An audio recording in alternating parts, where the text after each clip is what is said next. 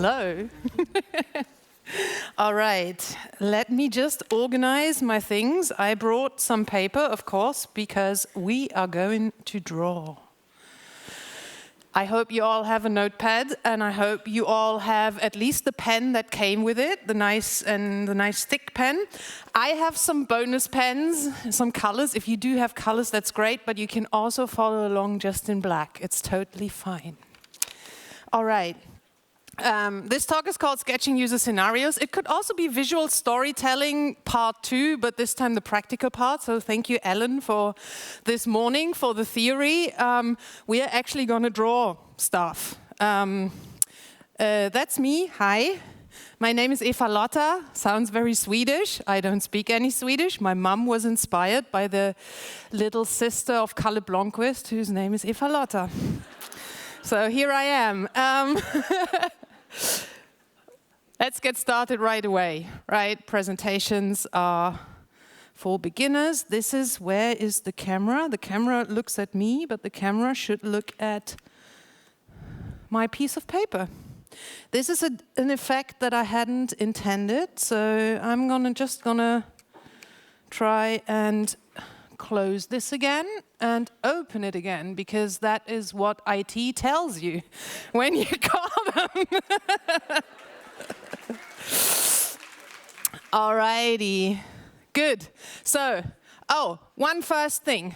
The first thing that you can do if you want to become a visual thinker, which will help you, is change perspective. And we are very used to the portrait perspective, so the first thing you can do is just turn your page. Ooh. So we are going to go landscape people.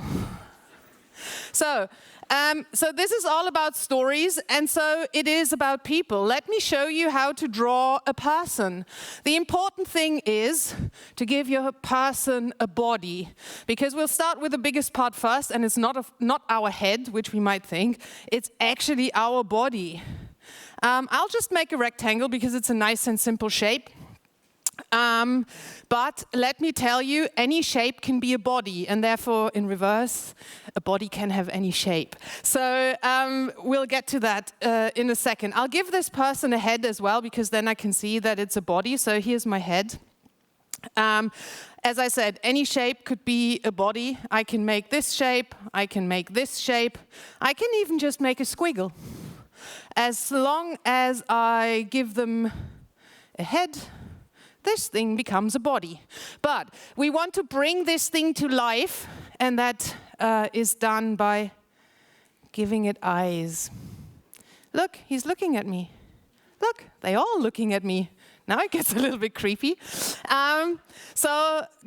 Eyes are great because they give life and they show you where the attention of the person goes. Of course, we can give them legs because anchoring to the ground is not a bad thing. So here we have some legs, and we have 2 more corners empty, so we can give them arms for expressing yourself, for asking questions, or for pointing at interesting things, or for thinking about things. So I'll give them one arm and maybe another arm, so they can kind of express what they are feeling.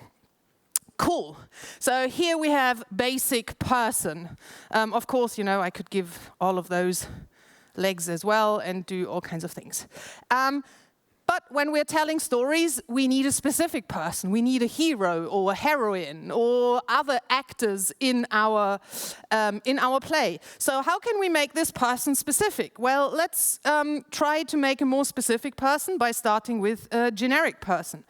You can turn the page. It's always good to have a little bit of space. So turn the page, give yourself some space. We'll draw some different people thinking about our story. So I'll start with my generic body again. And I'll give this person a generic head. I put some eyes in for some life, and I make this person stand. So a very simple way of distinguishing different stick figures like that from each other is just by giving them a hairstyle. Different hairstyle, different person. So I could, for example, give this person like a short hairstyle, just a simple one. So here we go. Maybe I give him some ears. Cute. So this is my person number 1. I could make a second person. Let's do another generic person here. Choop, choop. Oh, the cool thing is also when you give them eyes, you can make them look in different directions. Ooh. This person is looking to the left. So I'll give her a different hairstyle. So let's give her another hairstyle. So we already have 2 characters. And we could also make a third character. Choop, choop, choop. Generic head. Droop. Boof, a little. You don't have to put the neck. You can put the neck. Maybe this person looks this way. Why not? And instead of hair, I give this person a hat, just a little cap. So here we have 3 different people. They play 3 different roles. If we want to say a little bit more about the roles, what do? We dress in different ways. You know, when you go to the job, you dress in a different way. When you go to a party. So usually clothes are an indicator of what we are doing or the situation we're in. So I could give this guy like a little W and some dots, which looks like a dress shirt. Maybe this person is wearing a little name tag. I love the little name tag. That usually means this person is in service because I want to see what their name is. And maybe this last person here, I give them a security vest. They are more like they work maybe, I don't know, they work at the airport. And they have like these safety earmuffs as well because it's very loud. And last but not least, we can also, if we want to clarify the role of who these people are, we can also give them props. So my little scenario that I brought with me is super simple. So I want to have a traveler, maybe a business traveler, right? So if I want to show that this person is traveling, I will give them a little trolley. Little trolleys are very easy. They have a small wheel, boop, and then they have the part where you can put your stuff in. And then they have the handle. So, and then you can hold the handle. Here we go. This is my business traveler. Maybe this person here, she's in the service industry. Maybe she's the hotel manager. And I can give her a prop for managing anything. It's like, a to-do list is a good thing. So I will just give her a to-do list. And here's her hand holding the to-do list. And she's thinking, how should I get all of this done? And the last person I already said, I already gave him some good props. Maybe he's the person at the airport, who gets the planes to land. And he's waving these red or green, or are they red? I don't know. They are colored, so I'll just give them a color. He's waving the airplanes in. So maybe I can also give it some context, and here's my little airplane just coming in. So I know that he's here with the little, tower in the background where the radar comes and stuff. So here's my business traveler, here's my hotel manager, and here is the air traffic controller. By giving them different hairstyles, different clothes, and different props, and maybe some context, I introduced my 3 characters in my scenario. Actually, I'm lying. He's not playing a role in my scenario from now on because I didn't have enough time. All right, let's go. As we learned from Ellen, the 2 things that we need for our story, what did we learn? Anybody? Actions and emotions. Let's do some action, people. They're just standing here, so sorry, got a little bit carried away here. So we can make these people do things. And what did we learn? And what did we learn from our lovely MC so far? How do we get fit? Which action helps us? Sitting. We do that a lot. I'll do a person sitting first in my little scenario, so we'll draw 3 little pictures. So a person sitting at a computer doing a task, maybe using our app. Wonderful. When we sit, we're usually a little bit hunched. Maybe I should take a hint from the book, like being fit while I sit. Not that hunched, but when I want to make a little hunched person, I just bend my rectangle a little bit. I do a bigger bracket and a little bit of a smaller bracket. And then I close this, so I have my little bent torso. Then I put my head, it's always good. They are probably concentrating on what they are doing, like this. And because this is my business traveler, I give him the hairstyle. Here is his little ear, and then his hair just goes like this. Just roughly, right? He just had dark hair like this. So here he is. Now I know who he is. I don't have to give him the clothes because the hair already gives it away. Now I give him an arm, and he is typing away at his computer, trying to do something. So posture is the first thing. Let's do another thing. Let's make this person walk. Maybe they are walking to their hotel, or walking to the hotel. So here is my rectangle. Front leg extended, making a step with the heel on the floor, just touching the floor. Then we have the back leg, just about to leave the floor, going down, knees bent, and then this little C shape or this little bend shape for the foot. Maybe what they are doing is they're using their mobile phone to actually try to find the place. Holding a thing, the easiest way is just stick it at the end of the arm. That's good enough. So here's my mobile phone. They are looking at it. I give him this hairstyle again by putting the ear in, and then I know where the hair will flow. That's a little trick, like first putting the ear in when you draw them from the side. And also, of course, because he's traveling, he has his little trolley with him. Boop. Here's his stuff. Here's the handle. And he's holding the trolley and trying to find the hotel. That is action number 2. Action number 3. He's checking into the hotel. He's talking to the hotel manager. So let's do this. He's just standing. I'll just put him standing like this. I put the rectangle. I put the feet. In that direction, here is the reception. Here's the little computer from the reception. Oh, I can give him a head. That helps. He's looking at the receptionist properly. I put his hairstyle in again. And he's asking a question. So, I have a reservation. Please, can you check me in? And here's the hotel manager behind the desk, probably looking at the computer. She has a hairstyle, we remember, half circle and the little circle. She's trying to find his reservation, and she's saying, she's still searching. So good, we have 3 actions here. But of course, we can also give a little bit of context if it's actually about our product, you know. The cool thing is when we do visual thinking, we can not only show what we can see, but we can also show what's in people's head. And we can also show what's on their screen, although we can't see it. So if they're using our booking website and trying to book, we can show our booking website, and we can show they are trying to, find a hotel that meets their criteria, and that's on their screen. And maybe here they try to find the hotel while looking at Google Maps, and maybe here she's looking in the booking app, but basically in the booking mechanism, but all she can find is an alert that is saying, oops, there's a problem. And of course, we can also show what people are thinking. So here he's trying to book the hotel, and maybe he's just thinking, how do I apply my loyalty points? So I can also shorten that and say loyalty points, just because we don't have time to write all this, but you could write anything.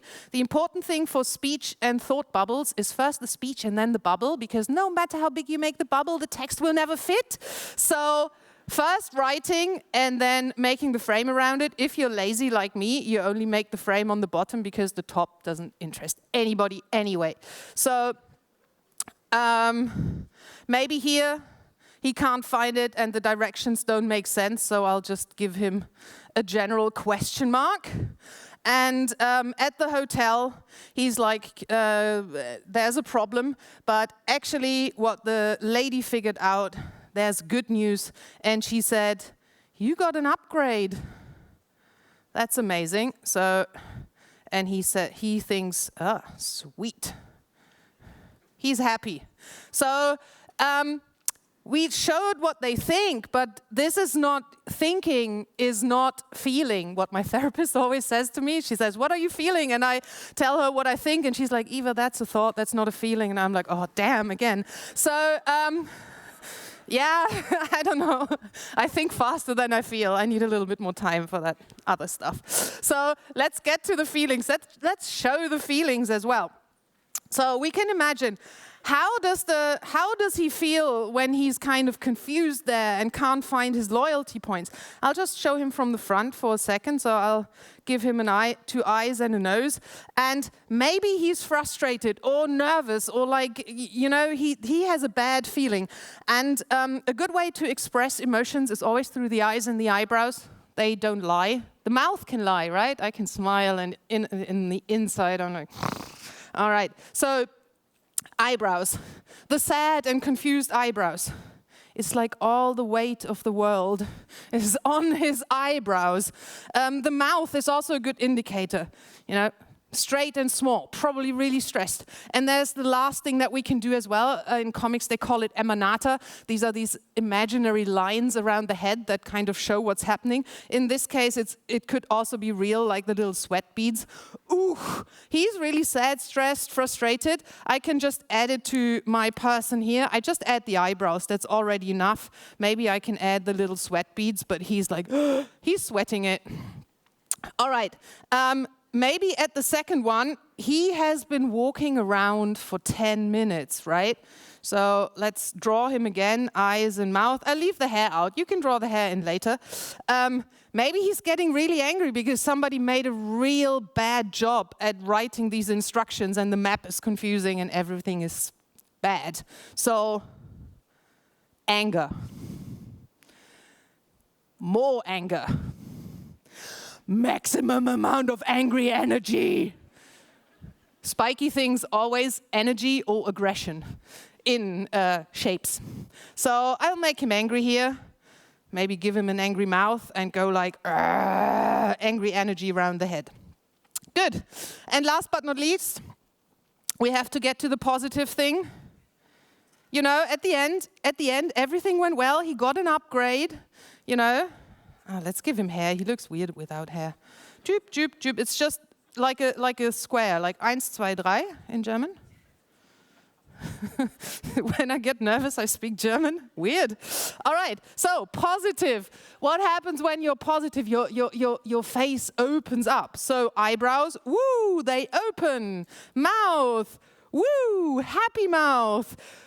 Ta-da! Happy energy. Boo! That's also when you have an idea. This is actually the visual equivalent of ta-da! It makes ordinary things special. So let's make this person happy. Sweet! He got an upgrade.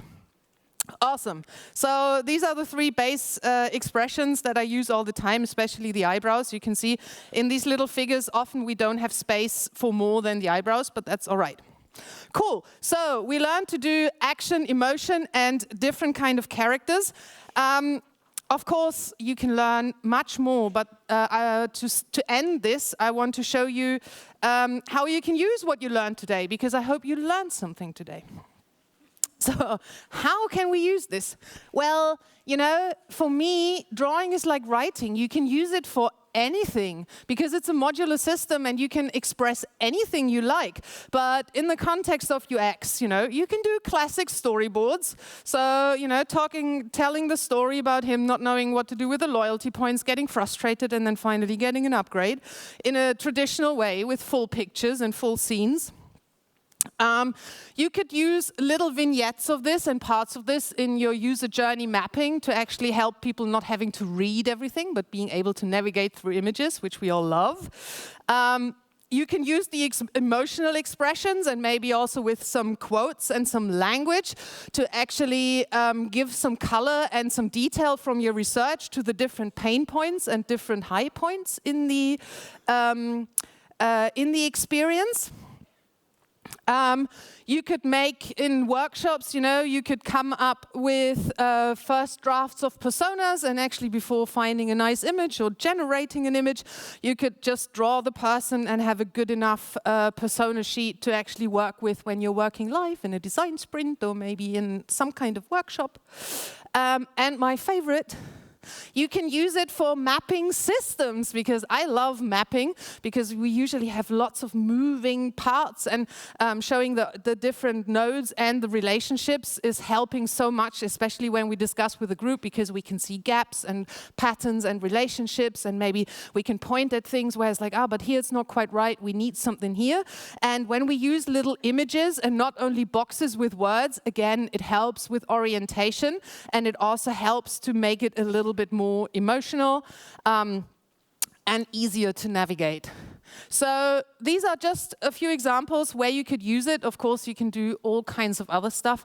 You could just draw a little picture to make somebody happy. That's cool as well.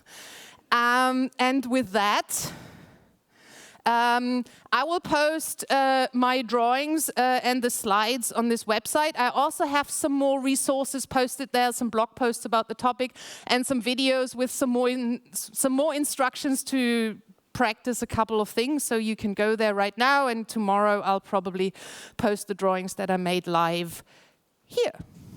And with that, I hope that you don't have a blank page, the first blank page in your notebook anymore, and you can continue sketching after this as well. Thank you.